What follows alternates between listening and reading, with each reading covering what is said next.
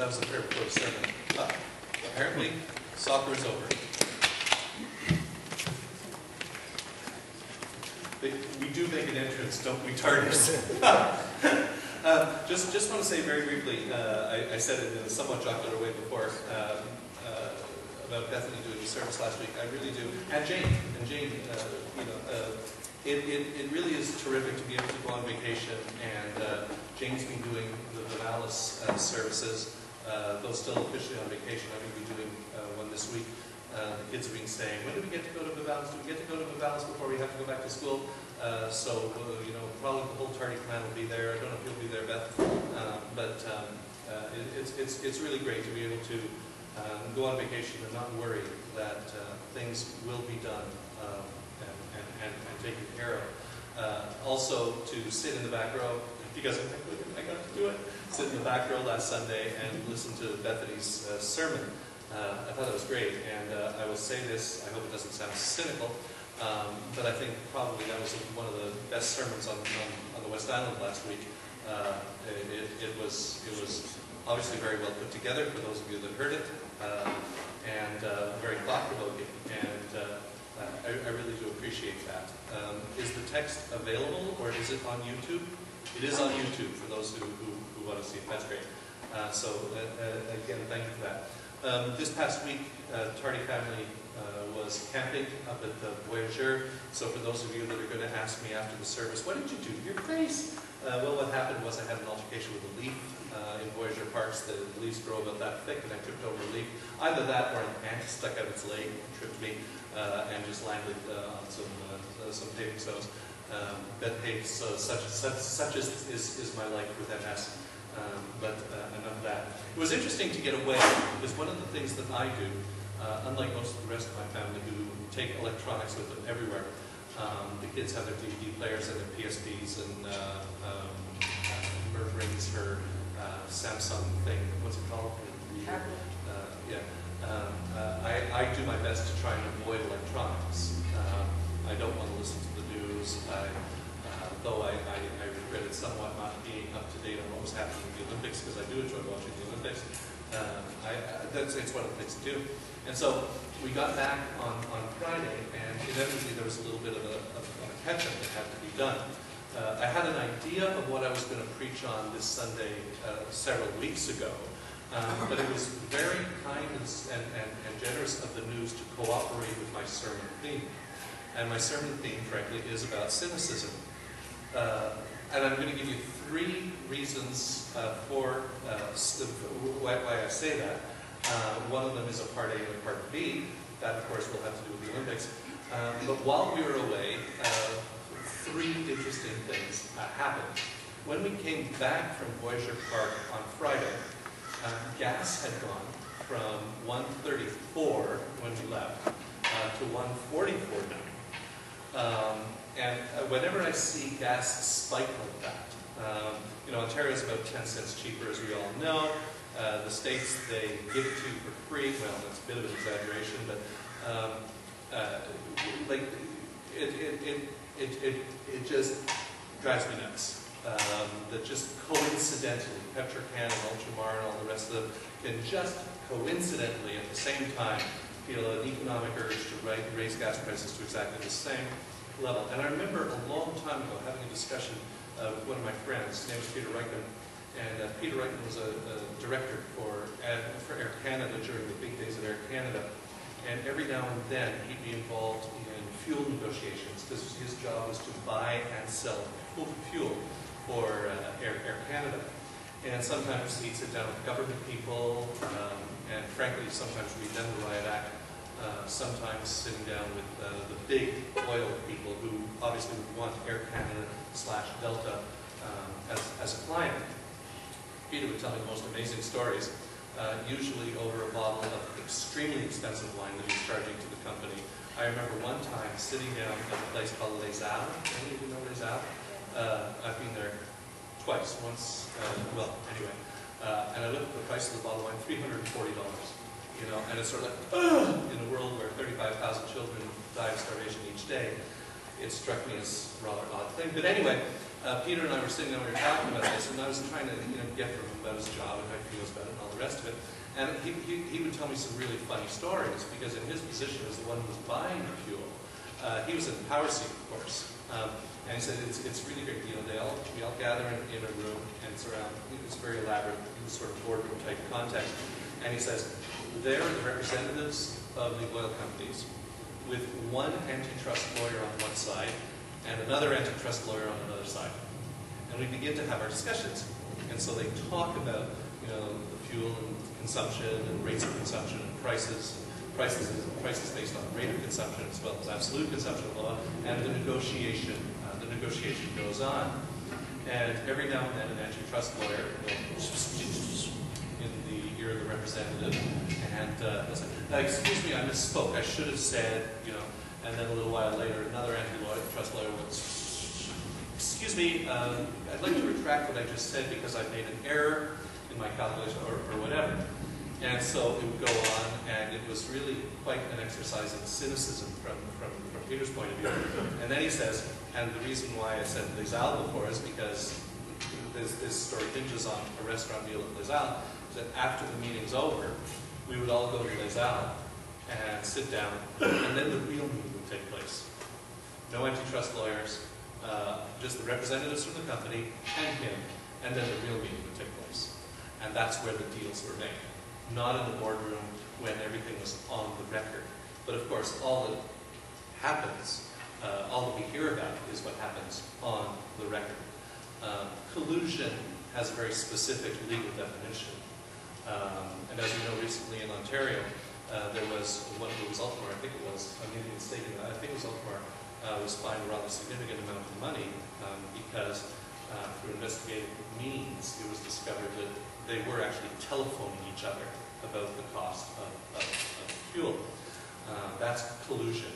To go, oopsie, I didn't know you were raising, is not collusion. So I come back and I see the gas price has gone up 10 cents a liter, and you've got to say, so a little bit of cynicism there. Another thing, I come back and discover, and aren't we all so excited about it? An election's been called in Quebec. Oh, come on, let's get into good political debate after. I brought my own pots and pans, did you? Oh, okay. Hey, it's summer, so I hope you don't mind me being a little light. But talk about an exercise in cynicism. I've been looking at the faces on the things that they've put up, and if you just sort of drive by it and you get the sensory impression, that's one thing. But if you actually look at the content, all the content begs the question, how, why, or what? It's time to keep things the same. There's a sub-message on the Liberals. How, why, and what? It's time for a change. That's the coalition. Well, how, why, and what? And the Parti Québécois is, we're in charge of our own future. My question, if we're in charge of our own future, is, and how much is this future going to cost us, please? And who's going to pay that bill? So I come, and it's just the timing, Is there, if you don't agree with me on this, I'd love to discuss with you over lemonade or maybe something stronger after the service. The timing obviously is an exercise in judicious politics. And politics is about power. It's about getting in power and staying in power. And that's not to deny that there are some people in politics who are very noble and very honorable, and who really want to work on behalf of their constituents. What? I said where? Where? Okay, you know what? I know Jeff Kelly, for example. Okay. Though Jeff and I have a bit of a problem because his grandfather was an Anglican cleric, and he has abandoned ship and joined the United Church, which really irritates me. Jeff he's an intelligent person, he is an honorable person, he is an ethical person, and that's the off-the-record stuff as well as on-the-record stuff at formal meetings. Okay, I'll stop there. But some politicians I'm sure get into it for properly motivated reasons. But it is about power. It's about getting power and staying in power. And so if Charest didn't, use his power to the advantage of his party, people would call him an idiot. And so that's what he's done. So that was number 2. Number 1, gas prices. Number 2, an election to be called. Number 3, guess what number 3 is? Come on, folks. Think about that. Just quick. Huh? Olympics. The Olympics. Okay. Amateur sport. Right? Okay. I don't get this. I don't understand. And by the way, I've allowed all of this, even the ad-libbing parts, in the length of my sermon. So I'm not going to keep you here over long. But, okay, so I come back and I hear about a boxing match. Does that sound familiar to anyone? Okay, so last spring, Azerbaijani officials apparently offered $9 million to the Boxing Federation to help them. Okay? This turned into a scandal, and the Boxing Federation said the money was refused, it was all cleaned up. And the Azerbaijanis basically apparently said something like, oopsie, because they got caught. So there's this boxing match. Now, you got to understand, I was at Voyager Park, either sitting on the beach or sitting in my tent trailer sweating, one way or another. So I didn't see this boxing match. What I understand is, Olympic boxing is 3 rounds, 3 minutes, right? And in the last round, the Azerbaijani guy was knocked down 5 times by the Japanese guy. Have I got the right 5 times? Because that's what I heard on CBC, and CBC only tells the truth, right? You're so cynical. Anyway, and so the end of the match comes, and the referee is standing there with the 2, and the Japanese guy's over here, the Azerbaijani guy is over there, and the winner is... And the person who was reporting on CBC said, and you can see in the face of the Japanese boxer is total loss of faith in humanity. Well, since then, the referee has been turfed, and the decision has been overruled. So I guess there's some justice in the world, but I guess we could also be allowed to be a little cynical about the integrity of sport, because weren't we all just sitting glued to our televisions the previous week, watching the athletes take the oath of honesty and nothing to enhance performance? Yeah, right. It's my own blood after all. Who cares if I got it drawn out and plugged back into me? Hey, there's no chemicals in my blood. I don't mean that personally. Well, there are anyway. And then we heard the judges make their Olympic promise to pledge, and judge impartially and all the rest of that sort of stuff. They did that. But what I'm forgetting from the opening ceremonies is they were holding the text in their right hand. Where was the left hand at the time? Was it behind their back? On the flag. No, it was on the flag. It was on what? They were holding the flag. Oh, they were holding the flag. Yeah. I thought it was they were reading off a card. Yeah, with one hand and flag with the other. Well, where was their other hand? And were their fingers crossed? Because, but are any of us surprised? Are any of us surprised? And that's that. And then the final one. This is the part B of the Olympic one. Badminton. I got a soft spot in my heart for badminton. You never believe this now with the way I walk and stumble around. But once upon a time, I was really good at badminton. In high school, they were training me for bigger and better things, apparently. I would be against both of the male phys ed teachers and whoop them senseless. Because I learned very quickly that all you have to do, given male ego, is put the shuttlecock somewhere between them, and they'll practically break their rackets over each other's head to get to it. And it's very easy to win. But I really enjoy badminton. And so I'm hearing this news story, because I was at Voyager sweating, about the badminton, where there was this really, really good team, and this really, really bad team, and apparently the really, really good team need acting lessons, because they were throwing the game, or games, and they were just looking like wooden soldiers. They weren't even making a good show of it, and so they threw the game so that the bad team would go on and meet a good team and be wiped out, and they could play bad teams and be advanced. Okay? Now that's not wrong. It's cynical, but it's not wrong. They didn't really throw the game. They just basically didn't play. You know? It's not like they cheated to lose, is it? It's not like they cheated to lose. They just didn't try to win. So isn't that just the strategy of sport? Isn't there a time when it is appropriate strategically to allow the opposition to score a point so that later you may score 5 or 6 or 10 points?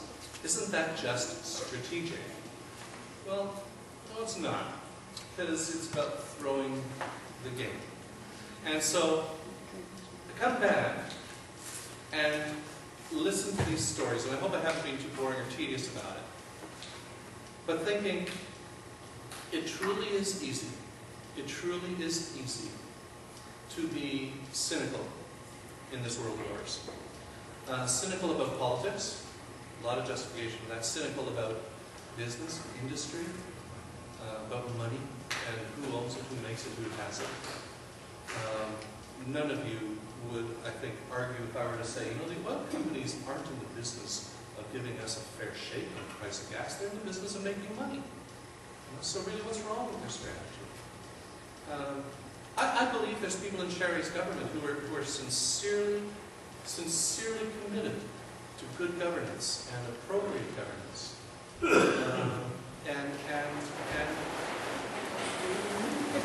Lord, if I'm saying something wrong and you disagree, you can show us in other ways. But I believe that there's people in politics that are honorable and have integrity. But I think it's also justifiable and excusable if we're just a little bit cynical.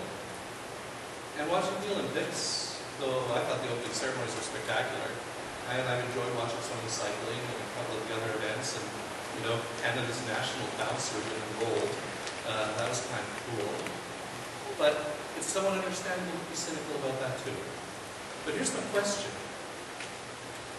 For us, who are a people of hope, how does one maintain hope in a world in which cynicism is so rampant and frankly so justifiable? And what is our hope? And what is our hope in and for? What's our hope to accomplish? I want to spend just a little bit of my sermon time going back, right to the beginning.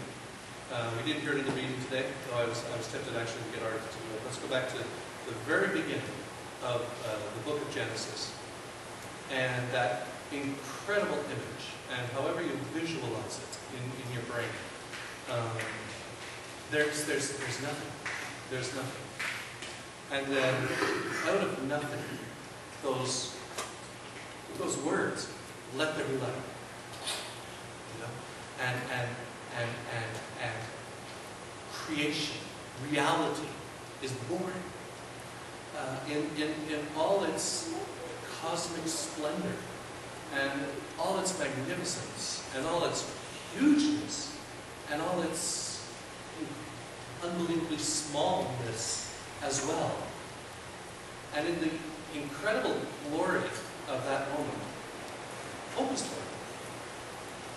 Because hope comes from the same place, same person, dare I say, as let there be light. It's about creativity. It's about birth. It's about newness. That's what hope's about. And we see hope. I've played over this. Hope take flight. Hope take wing. We see hope take form as God continues to breathe.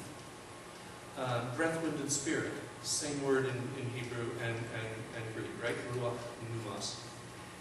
We see hope take form as God continues to breathe. And God continues to breathe by forming the earth. Let us make. And then we see, however you understand it, you know, the metaphor of it, the poetry of it, however you understand it, the separation of the day and the night, the light and the dark, the separation of the firmament and the waters. And then all the substance is there. All the essential ingredients are there. If I could dare, well, maybe dare is not the right word, but if I could risk a bit of a digression, it's almost like the potential on a child's birthday or Christmas morning. You know, Santa's been the night before, and all the potential is there in the living room. The kids wake up upstairs, or it's the birthday, and all the potential is there because the presents have been bought. And they come into this environment, and that potential, that hope, takes form and is experienced. And that experience is transformative and transforming. I remember a couple of years ago, and I'll tell you this story, and it's a true story. Ben got a bird for Christmas, and the bird had been borrowed, had taken up residence. And I came back from picking up the bird so that Ben could have the bird on Christmas morning. And Santa Claus was on our doorstep. And I'm not making that up. We've done our church service. No, he's really not. Eh? He's really not. It really was Santa. And we had done our, he's really not, he says. You know, we've done our church services. We come back from church. Kids were in bed. And I did my thing, and I came back, and Santa Claus was on the doorstep. And the next morning, that was my sermon, Ben. We can talk about it after. The next morning, Ben comes down, and there's all of Christmas, the Mummy and Daddy stuff and the Santa stuff, and there's this picture that we have of Ben looking at the bird and going, it's just this most incredible delight and awe. And that, to me, you know, child's birthday and opening the presents and Christmas speaks on some level of the awe of creation. It's all there in potential. All the hope is there. The firmament and the oceans, the light and the dark. And then that's not the end of it. It's incomplete. And so you see from there the evolution into the beasts and, well, the plants and the beasts and all that sort of stuff. And then hope still hasn't come to its fulfillment. And God continues to breathe. And He continues to breathe hope. And when He breathes hope, He breathes life. And life continues to come. And then, depending on whether you're reading chapter 1 or chapter 2, God takes the dust of the earth, and out of the dust of the earth forms male and female, creates them both. Or if you read the other one, He creates man first, and then causes a deep sleep to fall on him and takes a rib, and out of the rib forms woman. But however you read that, you know, whether you're JET or P-source, for those of you who attend Bible study, you know what that means. There's the hope there. And we're on the edge of something. We're on the edge of something. And should I wait? Because the computer doesn't see. It's like, anyway, sorry. We're on the edge of something. And it's only when sin enters that cynicism enters. And sin, I've used this definition before, sin is anything which damages a grace relationship. And I've used this image before, once upon a time sitting with a couple in my office, and you know, not a whole lot of faith, they wanted their baby baptized because of the grandmother. My thing was that it's not the grandmother raising the child, and not the grandmother making the promises. I didn't say it as tersely as I just did, but nonetheless, that's it. And so the man assures me of his complete lack of faith and all of his problems with Christianity. And it's always surprising when people, not surprising anymore, when people raise their objections to Christianity as if I haven't heard that stuff before, and that it's going to rock me or surprise me. And one of his objections was to sin. And he didn't believe in sin. And so I said, well, let's forget the word sin, because that's too loaded. Let's talk about anything which damages or breaks relationship. And so, well, by that definition, everybody's a sinner. And it's like, yeah, that is it. When sin enters in, cynicism enters in. When sin enters in, cynicism enters in about relationship. The relationship is no longer necessarily about sharing and growing in unity and coming together and creating and building, sin becomes, at least in potential, about using and exploiting one another. Sometimes in the name of profit on a barrel of oil. Sometimes in order to gain sponsorship dollars, and sometimes in order to gain political power, and sometimes in order to gain sexual favors, sometimes in order to gain more money in our personal portfolio, or whatever. When sin enters, cynicism enters. So, hope and cynicism, it seems to me, I risk here, but I'll say it anyway, are, if you will, parallel poles. And as Christians, we have a choice which world we're going to live in. Without denying the reality of the world we're living in. To live in cynicism is to live in death and darkness. Cynicism is an enemy. To live in hope is to realize that in spite of the darkness around us, and it would be foolish to deny the darkness around us, it's not cynical to engage in reality. It's foolish not to. To be a people of hope means that whatever we do see around us, we can call it truthfully what it is, but say, that doesn't rule the day. That's not the whole story. That's not the end of the story. It's not the beginning of the story either. It's just some part in the middle that we got to deal with. To live in hope is to live in the belief that what God intended at the beginning is still somehow, in some way, slowly, much more slowly than we might want, slowly coming to pass. Hope is about transformation. Hope is about redemption. Hope is about resurrection. Now that would be a good point to end the sermon at, because that's a really nice, good sentence, I thought so anyway. But really, it's only the first part. Well, don't worry. But it is only the first part. Because then we have to say, for each of us as individuals, if you buy into that, theology, that cynicism is the outworking of sin or brokenness, hope is the outworking of God breathing life into being. And if you accept that and say, I choose to use my will to live as a person of hope, then you've got to say, well, what does that look like? What does it look like to live as a person of hope, a person of resurrection, a person of redemption, a person of transformation?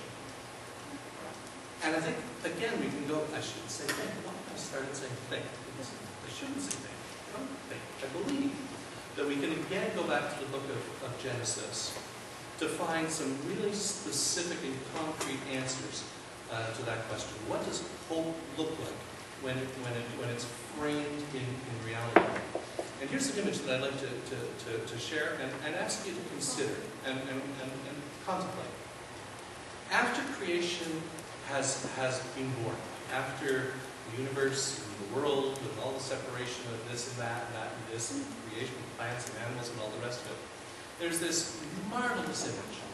And again, how you view this, we could discuss it. There are different ways of viewing it.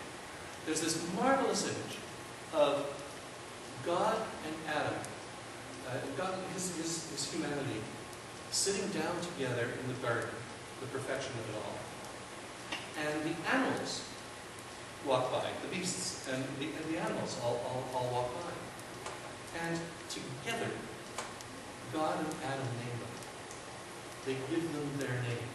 Now, of course, it would be another sermon to talk about the power of names. And in Judaism, obviously the culture out of which that story comes, the Semitic background, names have an incredibly powerful hold. Your lineage is so important. And so for there to be a naming of the animals is of profound importance. And with the naming of the animals comes responsibility for that and for the whole creation. God then says to humanity, in one of the older translations of the Bible, it is to have dominion over them. And that image, of course, that word, comes out of a particular understanding of the word dominion. Dominion in our time has much more to do with domination. But in the time where that word was chosen to be used for the translation of the original language, dominion really had much more of a sense of responsibility. Think of the idea of empire and going in and having dominion over a particular geographic area or culture. Now, forget about being misguided or misled or mistakes and awfulness that happen, but there was a sense that going into a place where things are primitive and tribal and civilizing them was exercising a Christian responsibility. So to have dominion was to take responsibility for a particular country, territory, and people. And so that's why that word was used in that particular context. Have dominion, take responsibility for this. In our day, a much more appropriate use of the word, a much more appropriate word, would be stewardship. That in the naming of the animals and the naming of creation, as it were, God gives his humanity stewardship responsibility, oversight responsibility for the whole creation. That it's not to be about exploiting the oil resources for personal advantage to the disadvantage of others. And it's not about exploiting power to one's own advantage at the expense of the other, as is shown in the story of Cain and Abel happening shortly thereafter. And it's not about cheating to get your way, as in putting a fur pelt on Dad's arm who's gone blind so that he thinks you're the right son when you're not the right son. It's not about cheating, it's not about lying, it's not about stealing, it's about stewardship, which is proper and appropriate oversight. And that's what the book of Genesis, amongst many other things, teaches us. So Christians, as a people of hope, resurrection, redemption, and transformation, what that looks like in practical terms is we look like stewards of creation and all aspects of God's creation. We are called not to possess our money and behave about it like Ebenezer Scrooge prior to his transformation, but to use that to practice due diligence and stewardship of that resource.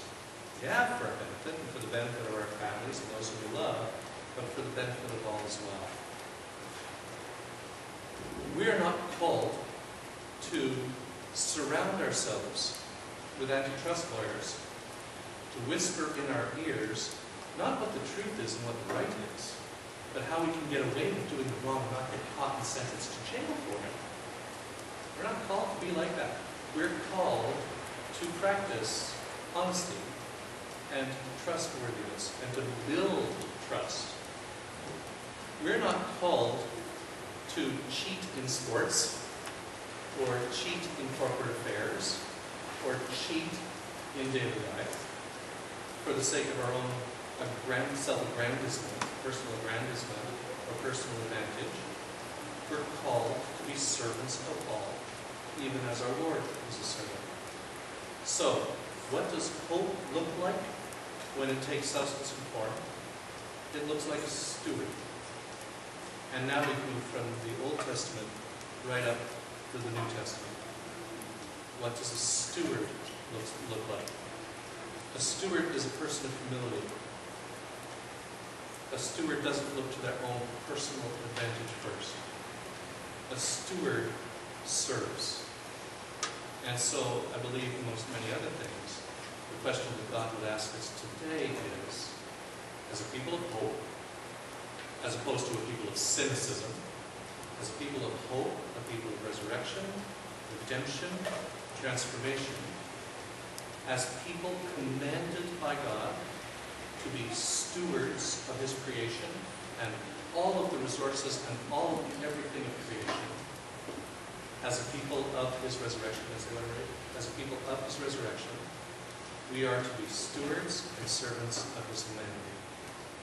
So today, how is God calling you to be a person of hope and to serve his humanity? Let's take a couple of minutes now to think and to pray.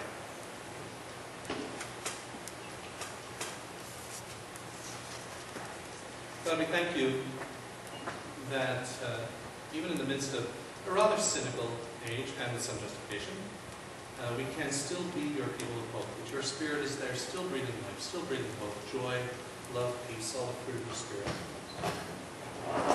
We do acknowledge that often it is so easy to get sucked into the cynicism of our times. How often do we hear the lines, well, what do you expect?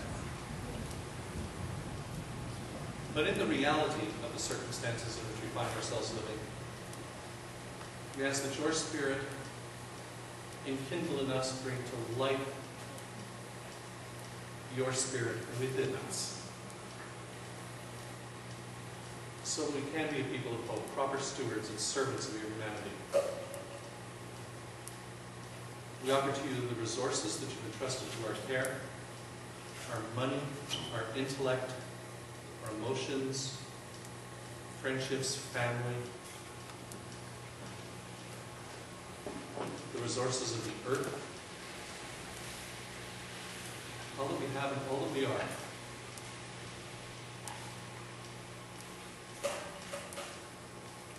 As individuals and as your people, wherever we're in error, straighten us out. Wherever we're on the right path, please confirm and strengthen that. And as a people of prayer, we pray for your world.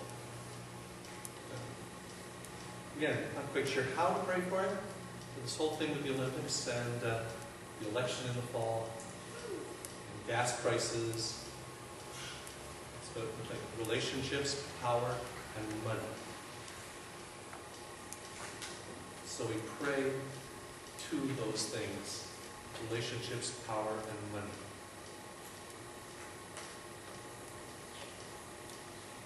Acknowledging that sometimes we stray off the path, but asking that you bring us back when we do.